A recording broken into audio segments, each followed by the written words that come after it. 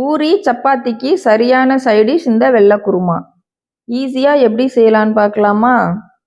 ஒரு கடாயில் ஆயில் சூடானதும் ஒரு 3 பச்சை மிளகாய் பிரட்டி விட்டுட்டு இஞ்சி பூண்டு தேங்காய் லேசாக வதக்கி விட்டுட்டு பொட்டுக்கடலை, இந்த டைமில் கசகசா இருந்தால் சேர்த்துக்கலாம், என்கிட்ட இல்லை. கூடவே சோம்பு சேர்த்து நல்லா ஃபைனாக அரைச்சி எடுத்துக்கலாம். அதே கடாயில் எண்ணெய் சூடானதும் ஹோல் கரம் மசாலா போட்டு வதக்கிட்டு ஒரு வெங்காயத்தை சேர்த்து நல்லா வதக்கி விட்டுறலாம்.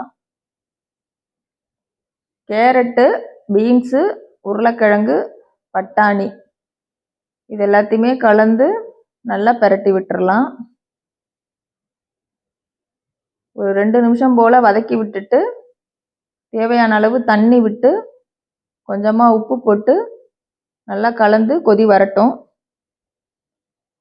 இந்த காய்கறிகள் எல்லாமே முக்காப்பதம் வெந்ததுக்கு அப்புறமா நம்ம அரைச்சி வச்சிருக்க பேஸ்ட்டை நல்லா கலந்து விட்டுட்டு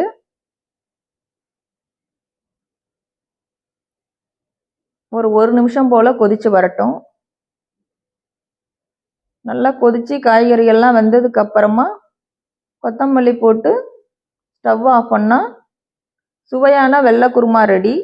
இது டேஸ்ட்டில் சூப்பராக இருக்கும். ட்ரை பண்ணி பாருங்கள்.